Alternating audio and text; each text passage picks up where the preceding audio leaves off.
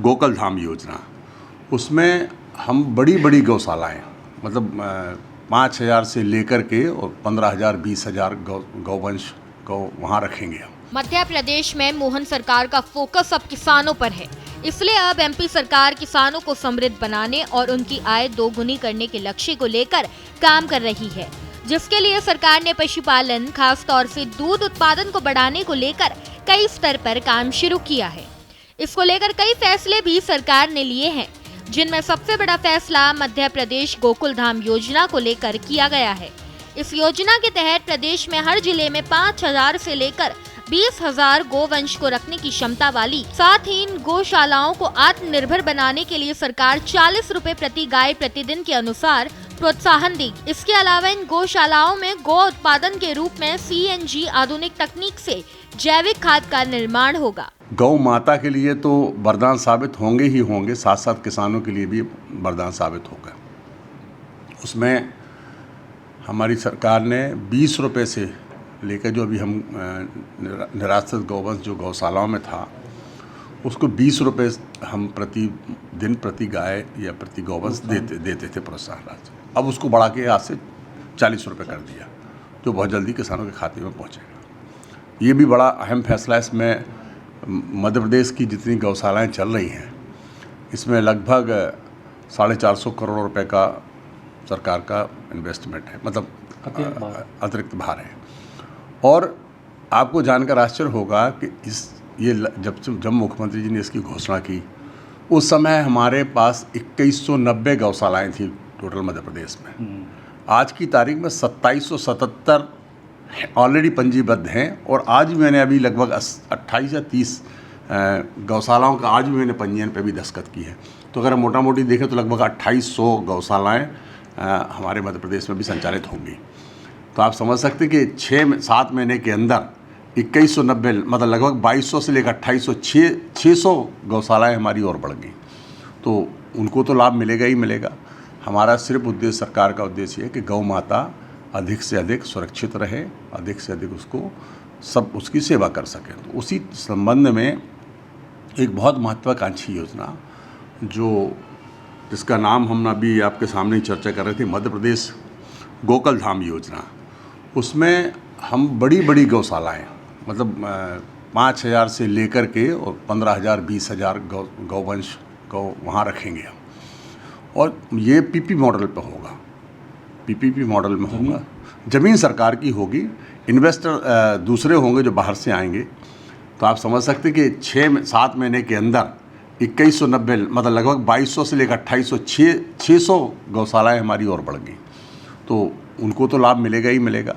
हमारा सिर्फ उद्देश्य, सरकार का उद्देश्य है कि गौ माता अधिक से अधिक सुरक्षित रहे, अधिक से अधिक उसकी सेवा कर सकें। तो उसी संबंध में एक बहुत महत्वाकांक्षी योजना जिसका नाम हम अभी आपके सामने चर्चा कर रहे थे, मध्य प्रदेश गोकुल धाम योजना, उसमें हम बड़ी बड़ी गौशालाएँ मतलब 5,000 से लेकर के और 15,000 20,000 गौवंश को वहाँ रखेंगे हम। और ये पीपी मॉडल पे होगा, पीपीपी मॉडल में होगा। ज़मीन सरकार की होगी, इन्वेस्टर दूसरे होंगे जो बाहर से आएंगे, और वो उस पर उनको हमने छूट दी है कि वो अपना व्यापारिक काम कर सकें। और 2 साल के भीतर, मैं 2 साल अधिक पूरा टाइम बता रहा हूँ आपको, इसमें मुझे लगता है कि हर ज़िले में हम एक ये गौशाला बना देंगे, गोकुल धाम गौशाला बनाएंगे। तो जहाँ 10,000 गौवंश को रखने की व्यवस्था होगी, तो आप मानेंगे कि उस ज़िले में निराश्रित गौवंश कहीं नज़र नहीं आएगा।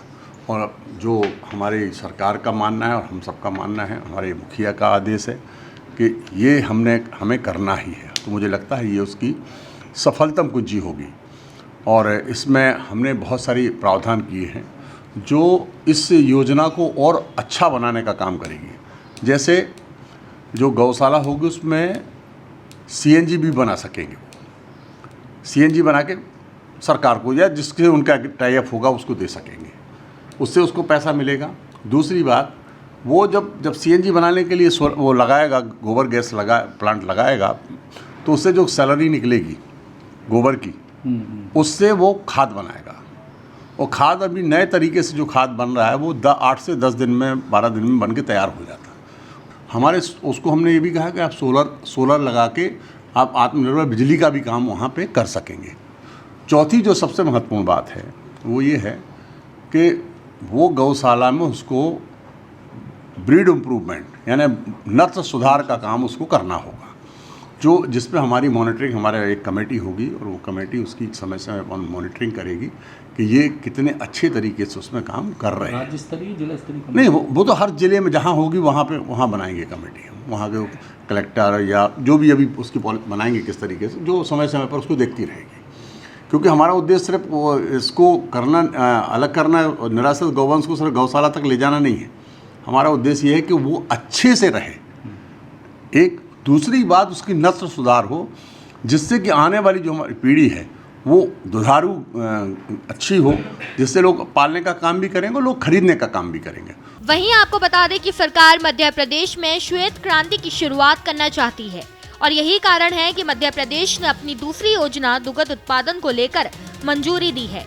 इस योजना के तहत कोई भी युवा या किसान दुग्ध उत्पादन के क्षेत्र में काम कर सकता है। वहीं आपको बता दें कि इस योजना में 25 गौवंश को एक इकाई माना जाएगा, जिसका मूल्य 82 लाख मानकर 25% अनुदान सरकार देगी। इसमें अनुसूचित जनजाति को 33% अनुदान दिया जाएगा। एक इकाई के लिए 3.5 एकड़ जमीन होनी चाहिए।